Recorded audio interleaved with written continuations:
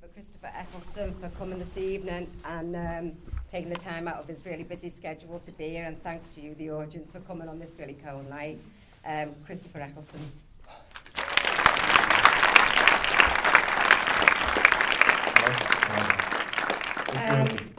First question, really. I think it was really good of you to choose this. Out of all the productions you could have chose for this evening screening, you chose Hillsborough. Can you let the audience know maybe why you chose this, Chirstopher? Hiya. Before we, can you hear me? Yeah. Can you hear me without it? Because I'm hopeless with these. Alvin Stardust. Can I apologise for my appearance? My hair's stuck up all over the place. I went for a run this afternoon. This is a true story, right? I went out for a 10-mile run, got back to the house and the boiler had burst. So I've turned up without having a shower, and I apologise. I've been in the car giving it well, I chose it for obvious reasons. This takes place in Liverpool. I was concerned about choosing it, and I want to say I'm very grateful. I can't believe the turnout for a subject matter like this that's so painful for the people of Liverpool and of Britain now, thankfully, and so close to Christmas. It's just fantastic that you turned out to see it. Thank you. I didn't want it to be about me. My acting career really hasn't just been about that. It's been working with writers like Jimmy who write about communities and about responsibility and democracy, and this is the most important piece of work I've ever done and ever will do. So that's why. Oh, okay. Do you want to ask any questions, any of the audience? Excuse me, I'll just pass Margaret. Oh, thank you. I'd just like to ask you, how did you feel emotionally playing that part of Trevor, and did it affect you afterwards? I think in order to do this, for all the actors involved in this, in an odd way, because the real people were in front of you and their feelings were real, you had to detach yourself and not get too carried away about your own feelings. Because when you're acting something, if you get too concerned about your own feelings, you forget about the audience's. So there was a level of detachment in, you know, whatever I acted, whatever I did, it was never going to be a million, you know, nowhere near the experience. So the important thing for me was that the Hillsborough family support group, and for every actor involved in it, was that they wanted it made. I don't think, Jimmy wouldn't have written it. Of course, I mean, it's the most important piece of work I've ever done. And it's 14 years and still there are screenings and still people speak to me. And I became a very close friend of Trevor's, for instance. You know, when Trevor was married the other week and a couple of months ago, and I was his best man.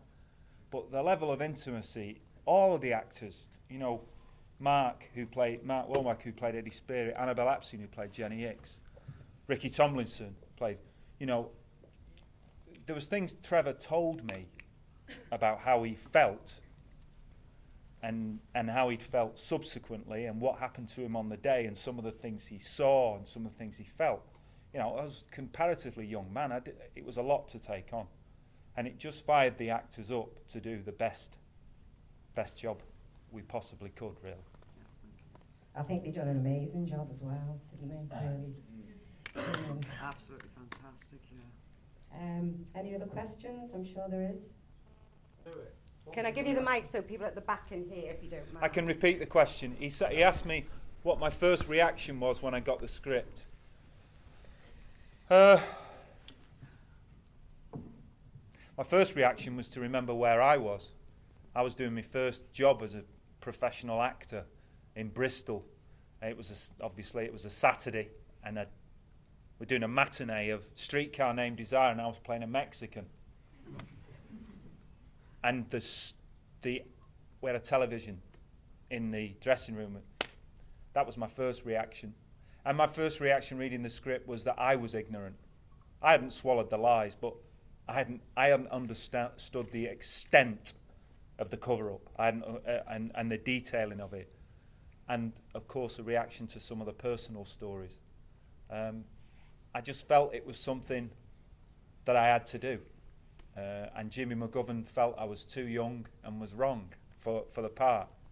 And there was a bit, but eventually he changed his mind. But I'd have done anything in it, you know, it didn't matter to me. I just wanted to be part of it. I think I'm right in saying that Jimmy had a reaction, you know, 6 months down the line from speaking to the families, absorbing to a certain extent. He's a pretty sensitive bloke, absorbing to a certain extent that much grief and pain. And also I think Jimmy felt very racked by not being able to, you know, you saw this, there wasn't the opportunity for Jimmy to tell every single story. And I think he felt that very keenly. He had to select certain stories in order to make the political points. It was a given from the director Charles McDougall and the producer Nicholas Schindler that the Hillsborough Family Support Group would be present at some of the rehearsals, that we'd have discussions about post-traumatic stress disorder. That was important for me because Trevor Hicks suffered it along with a number of other people who were there. And I think all the actors naturally immersed themselves in as much as they could. The thing is, I think there can be a lot of nonsense spoken about research, to be honest. With a script like that, and with the fact of that, you don't need to research, you just need to respond truthfully to what's on the page, really. Can I ask you another question? Yeah. I don't know why I'm holding that. I'm not using it. You did say before that, you know, you were a little bit young and a bit naive, and you didn't realise the extent of Hillsborough and what went on at that time. Could I personally ask you now, do you understand the meaning why families are still fighting? Absolutely, absolutely, I do. To come out, you can understand that now. Yeah, because the grieving process goes on and is not complete, because I think I'm right to say that the families, for the memory and the sake of people they lost, want their names cleared. And as a nation, we need to address our conscience about this issue.